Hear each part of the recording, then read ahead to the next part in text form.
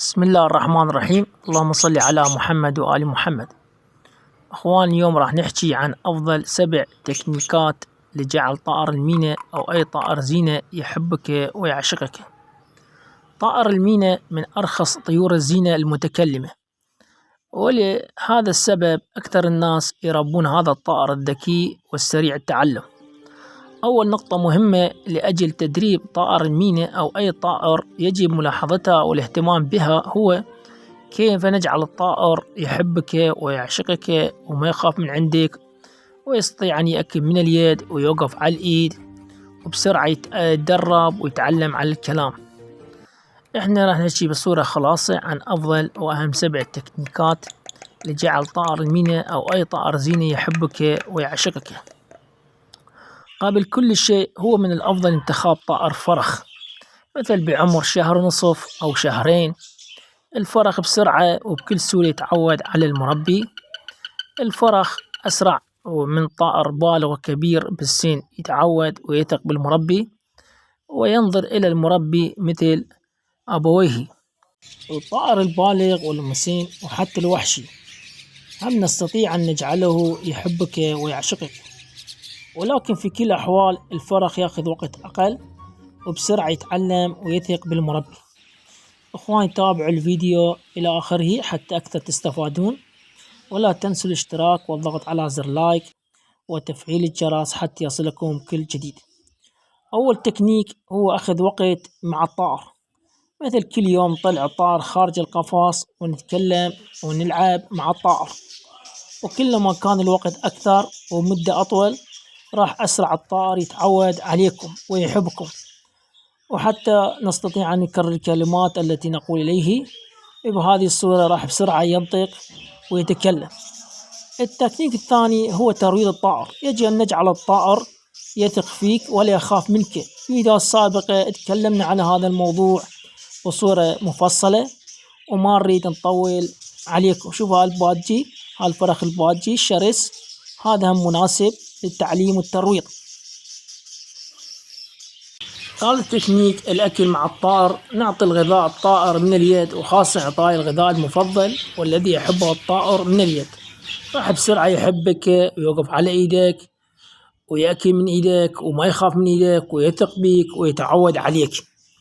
رابع تكنيك عدم إجبار الطائر على أي عمل، لازم نعطيه الحرية للطائر، الحرية في الأكل، في الاستحمام واللعب، وحتى الحرية في دخوله للقفص. كما تلاحظون، شوف هذا المينا شلون دخل للقفص. هو يجب عدم إجبار الطائر، نتركه وحده ونعطيه الحرية بالعمل.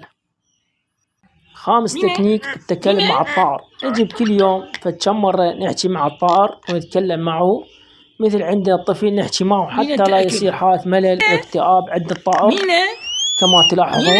وكذلك إخراج الطائر من القفص واللعب معه وعدم تركه وحده بمدة طويلة حتى لا يصير عندها اكتئاب وتتوحش عندنا الطيور. السادس تكنيك هو عدم إزعاج الطائر. يجب أن تكون لطيف مع الطائر وتعامله بلطف وإحسان، ولا تصرخ بوجه الطائر، ولا تجبر الطائر على أشياء لا يريدها، أو تمسك الطائر بقوة، أو تقص أظافر وأجنحة الطائر بصورة غير صحيحة، أو وضعه في مكان أو قفص غير ملائم، أو وضعه مع طيور جارحة أو أكبر منه، أو مع حيوانات جارحة مثل القطط والكلاب والصقور وغيرها، أو في مكان فيه أشعة شمس حارقة، أو مكان كلش بارد، أو مكان فيه دخان، أو في غرفة النوم كل ساعة ما تشعلوا بها مصباح، أو في مكان فيه تيارات هواء مستقيمة، أو مكان فيه أصوات مزعجة. كل هذه الأمور تزعج الطائر وتوحش الطائر وتفقد حبه إليك. السابع تكنيك الاهتمام والاعتناء بالطائر.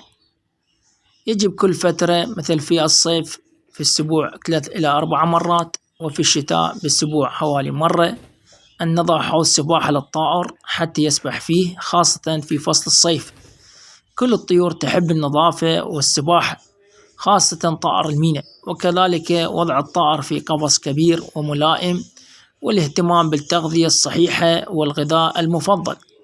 وكذلك نظافة القفص والمكان الذي يعيش فيه الطائر، ولمس الطائر بصورة وطريقة لطيفة، وعدم أذية الطائر أو تركه في مكان مزعج، وانتخاب مجاذب ملائمة، وتبديل ماء فيه كل يوم، ووضع القفص في مكان هادئ ومعزول وفيه أشعة الشمس غير مستقيمة ومكان دافئ، وعدم تركه وحده بمدة طويلة، وراقبوا الطائر من حيث صحته وسلامته، وإذا كان مريض يجب معالجته أو أخذه إلى بيطري مختص. ملاحظة مهمة: لا تنسوا الصبر والاستمرار بالاهتمام بالطائر حتى يثق فيكم ويحبكم. تحياتي لكم، أسرار تربية الطيور.